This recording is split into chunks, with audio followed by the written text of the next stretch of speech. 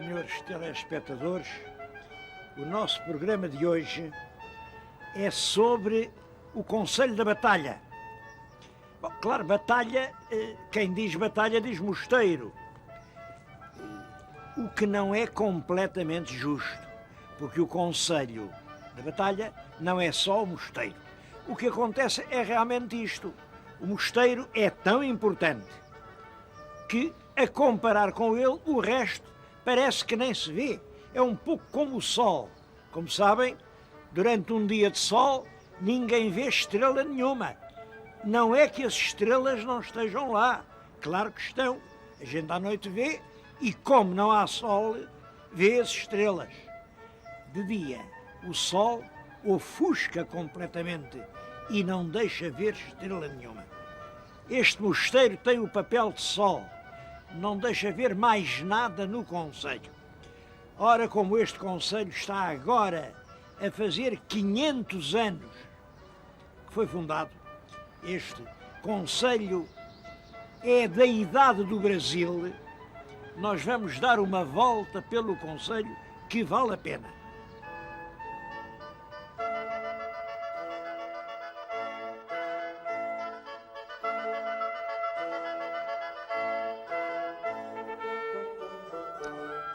Não é um concelho assim muito grande, pelo contrário, é um concelho de 100 e poucos quilómetros quadrados. Tem 4 freguesias. Claro, a primeira é da Batalha, mas depois há os reguengos, o Reguengo do Fetal, São Mamede e a Golpilheira. A população é de cerca de 15 mil habitantes.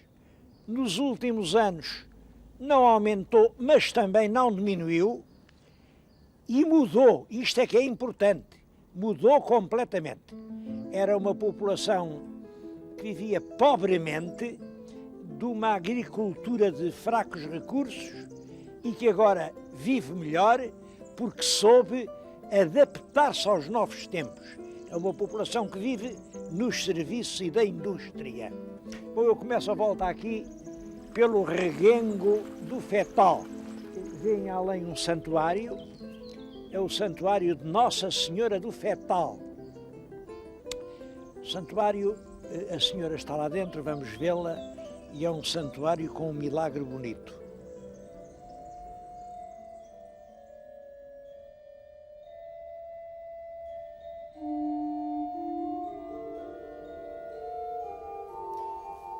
Aqui está a imagem da Senhora do Fetal.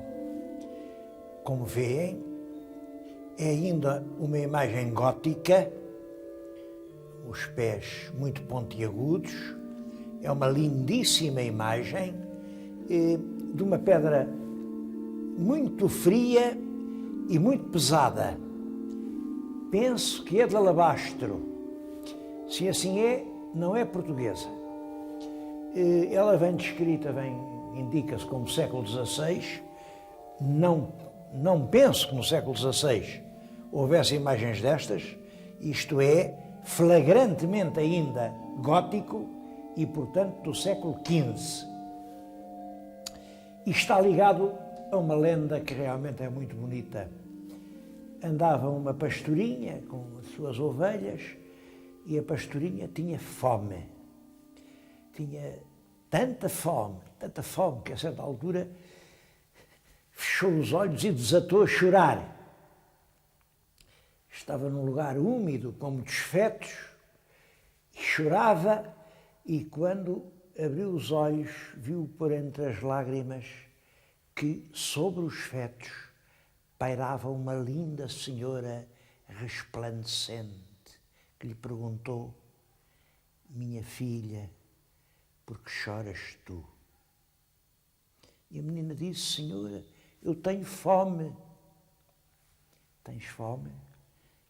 Vai para a tua casa, diz a tua mãe que abra a arca do pão e podes matar a fome.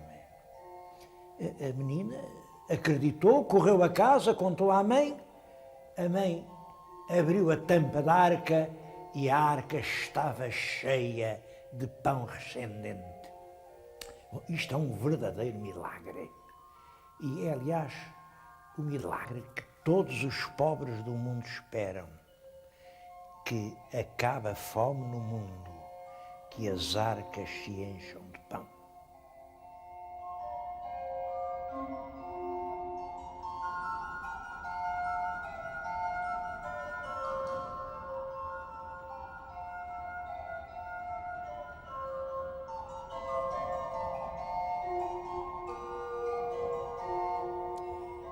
O santuário tem raízes muito antigas, talvez mesmo muito anteriores ao cristianismo. Ainda hoje, a imagem faz uma pequena viagem todos os anos, desde o santuário até à matriz, e o caminho é iluminado, imaginem como. As pessoas do povo andam pelos campos, caçam estes caracóis, depois fazem uma grande festa, comem os caracóis e aqui nas cascas põem um pavio de sebo e é com milhares e milhares de caracóis iluminados que traçam o caminho da imagem. Estes caracóis fazem-me lembrar realmente aquelas pequenas lucernas que vimos lá embaixo em Castro Verde, também milhares e também nascidos de um propósito religioso. Há quem diga que o mais antigo santuário era aqui. Estou-lhes a falar numa gruta da Serra da Aire, aliás, pertíssimo do santuário que visitámos há bocadinho, mas agora fora da estrada, uma gruta que tem água permanente e a que chamam a Pia da Ovelha.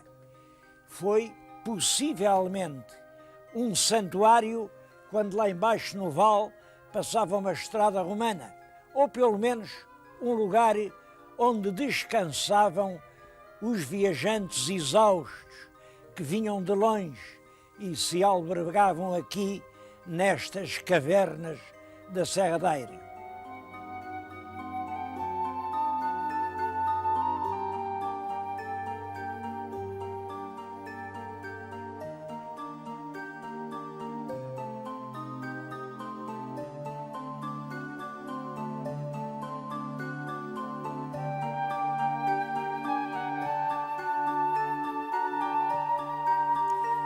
É também junto da Serra da Aire que fica a freguesia de São Mamede.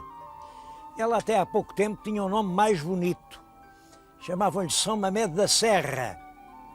Depois, não sei porquê, acho que para não se confundir com a Serra de São Mamede ou por qualquer outra razão, mudaram o nome para São Mamede Batalha. Bom, pronto, São Mamede Batalha é uma terra progressiva, uma aldeia muito moderna, mas tem uma atração inesperada. Uma gruta subterrânea lindíssima, a que chamam a Gruta da Moeda. Porquê da Moeda? Bem, quem hoje lá for, olha para aqueles lagos, vê milhares de moedas e pensa da moeda porque deitavam moedas para aqui. Mas é claro que não é, porque a gruta só foi descoberta há pouco tempo, precisamente em 1971. Eram dois caçadores que andavam aí, andavam atrás de uma peça de caça e de repente viram a peça sumir-se num buraco. Foram ver e encontraram realmente uma abertura grande, foi explorada e encontrou-se com aquela extraordinária beleza que hoje está aberta ao público e que tem uma frequência enorme. Vêm aqui milhares e milhares de pessoas.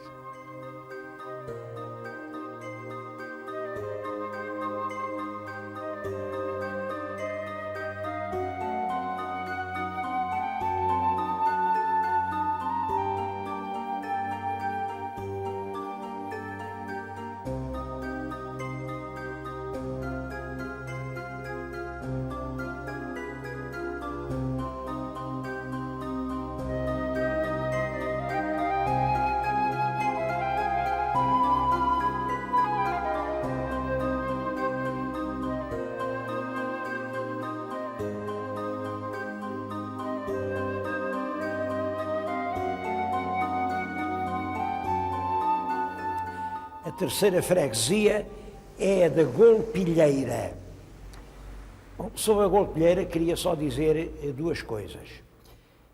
A primeira é que o monumento mais importante e mais notável é esta ermida em que lhes estou a falar. É uma ermida, tem ali um arco muito bonito da Renascença e, como veem, tem aqui atrás de mim um conjunto escultural que eu penso ser do século XVI. Representa Cristo crucificado. Bom, o que é curioso é isto. Esta ermida deram-lhe um nome, chamaram-lhe a Ermida de Jesus.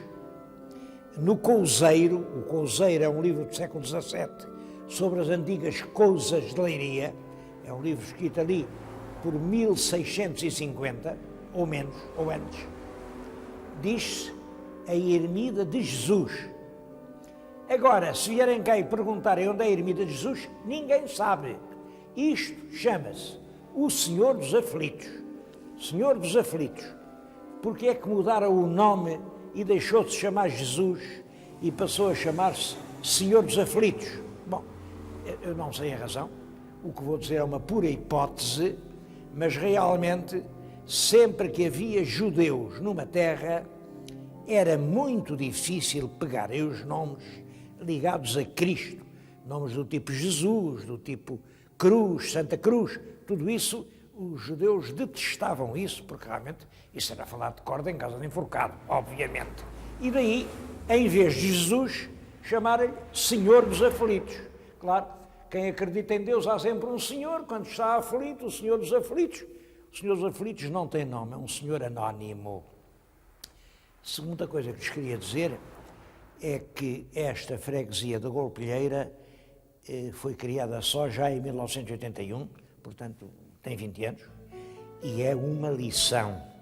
Isto, há 20 anos, era uma paupérrima aldeia de lavradores que esgravatavam a terra e passavam fome. Bom, mas não aconteceu como nas outras aldeias onde temos andado. A população não se foi embora, fez uma reconversão. Agora já não há aqui pequenos agricultores. Agora toda a gente tem o seu trabalho, há muitas pequenas indústrias, muitas empresas, empresas de madeiras, empresas de barro, empresas de metalúrgicas, empresas de verga, imensas empresas. Toda a gente trabalha já na indústria e a aldeia tem aumentado tanto, que em 1981 foi preciso fazê-la cabeça de uma freguesia. E vamos à quarta freguesia, que é a freguesia da Batalha.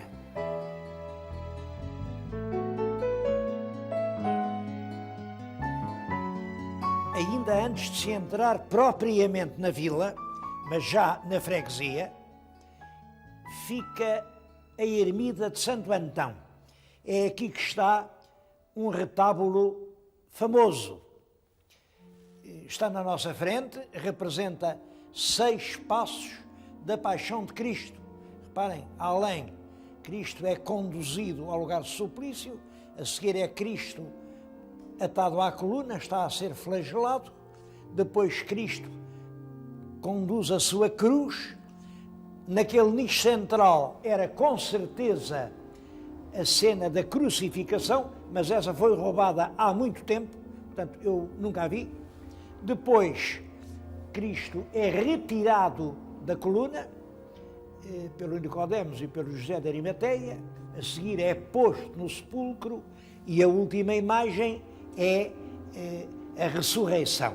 Ora bem, estes 6 quadros, são esculturas de madeira, foram roubados todos aqui há uns anos, parece-me que em 1991 ou 92. Roubou-se, ninguém viu, ninguém soube como foi. Felizmente apareceram à venda num antiquário na Itália, em Bolonha. Bom, foram reconhecidos e puderam voltar aos seus lugares, o retábulo foi restaurado e aqui está. Logo a seguir, claro, as autoridades mandaram blindar de aço as portas, puseram os sinais de alarme e agora já ninguém pode roubar coisa nenhuma.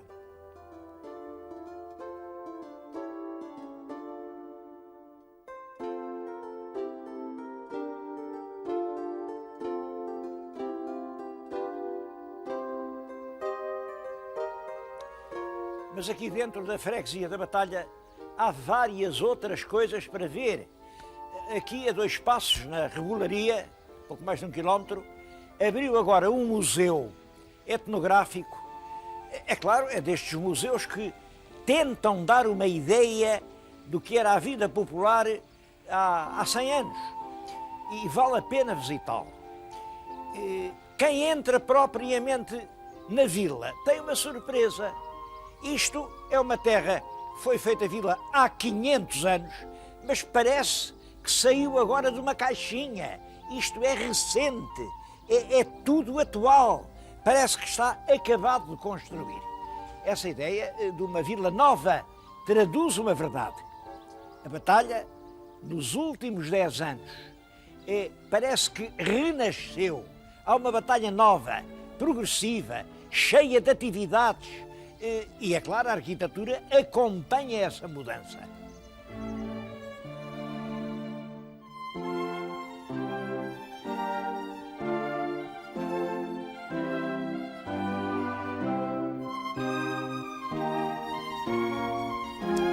Este aspecto muito moderno que a povoação hoje tem não é um cenário, é o resultado de uma transformação que a terra sofreu. A Batalha está hoje em franco desenvolvimento. Porquê? Bom, creio que é um conjunto de razões. A Batalha situa-se numa confluência de grandes rotas turísticas.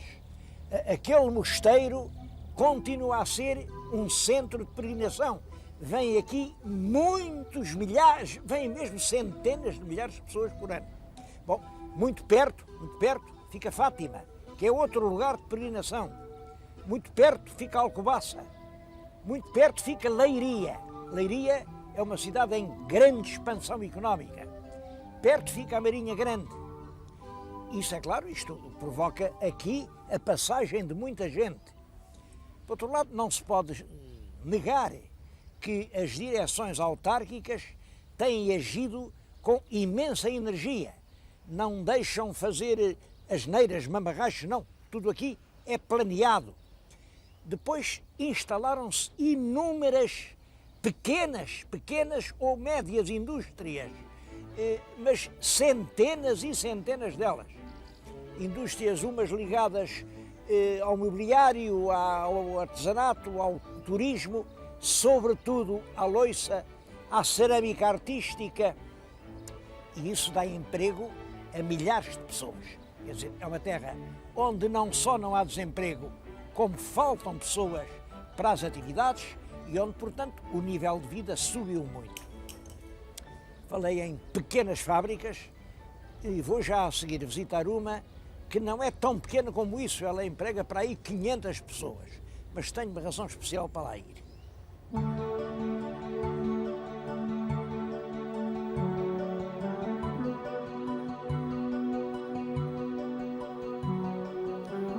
Eu tinha dito cerca de 500 pessoas, mas enganei-me.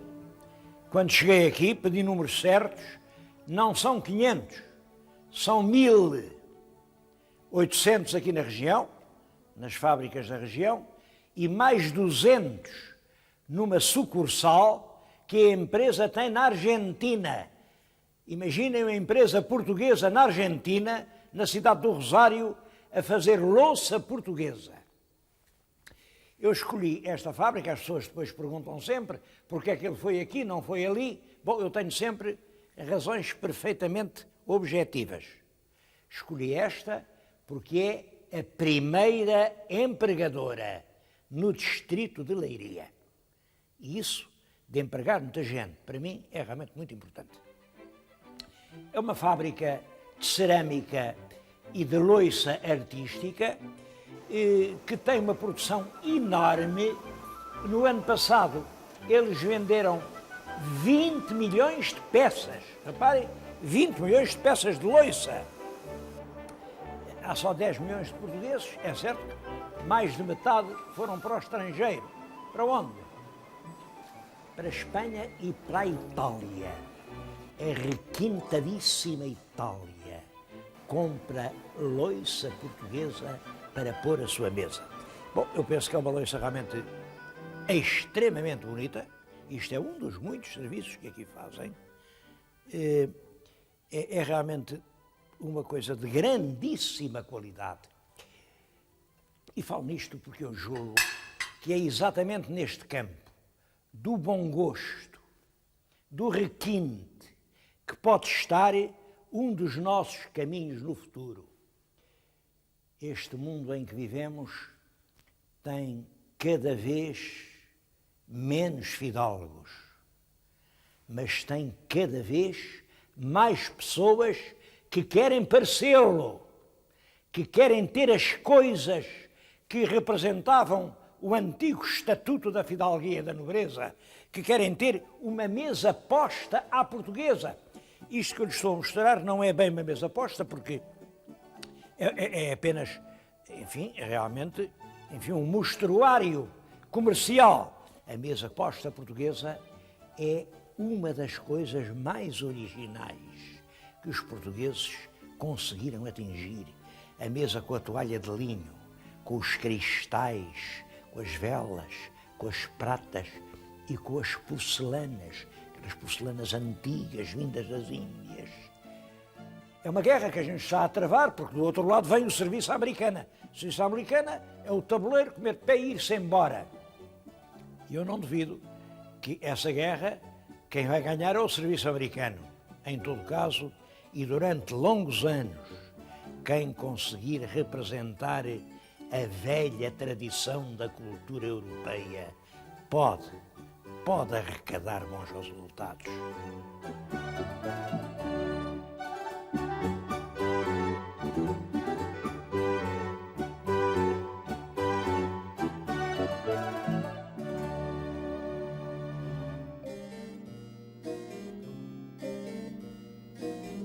O pelourinho que está na nossa frente foi inaugurado agora, e inaugurado exatamente para comemorar o 5º centenário da ereção da Batalha à Vila. É obra aqui dos canteiros locais, mas não é uma fantasia. É uma cópia muito rigorosa de um pelourinho que existia aqui, um pelourinho manuelino, e que foi destruído ali cerca de 1870. Não se sabe quem, partiram-no e fizeram desaparecer. Houve muito isso pelo país porque julgavam que o pelourinho significava, digamos, a falta de liberdade, o domínio feudal, quando era exatamente o contrário. O pelourinho representava a liberdade municipal. Apesar disso, foram muitos os que foram inteiramente sacrificados.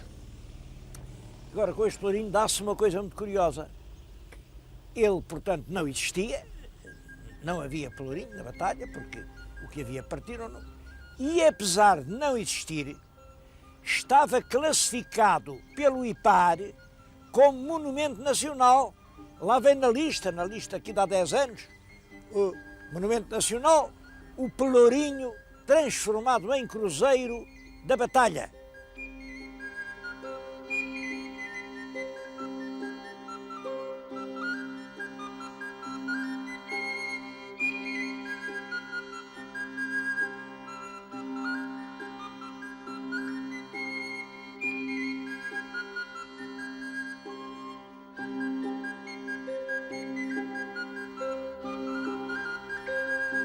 Outro monumento que merece atenção, aqui mesmo no centro da Vila da Batalha, e que passa despercebido, é a Igreja Matriz.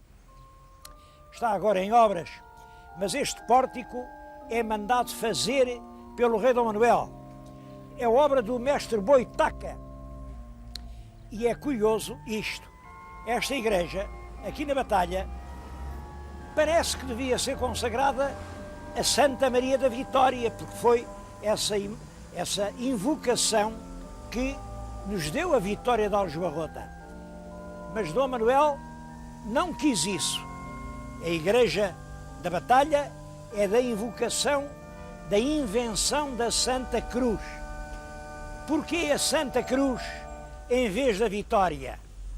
É que Dom Manuel é um homem que joga sempre a política da paz em Espanha, da amizade e da boa ligação entre os reinos. Bom, além disso, como sabem, Dom Manuel é o homem que faz converter à força os judeus e fazia a propaganda da Santa Cruz. Santa Cruz era um emblema de que os judeus não gostavam.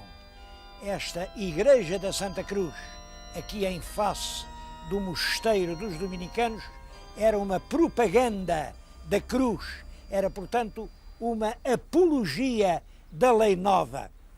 Bom, são hipóteses, tudo isto são hipóteses.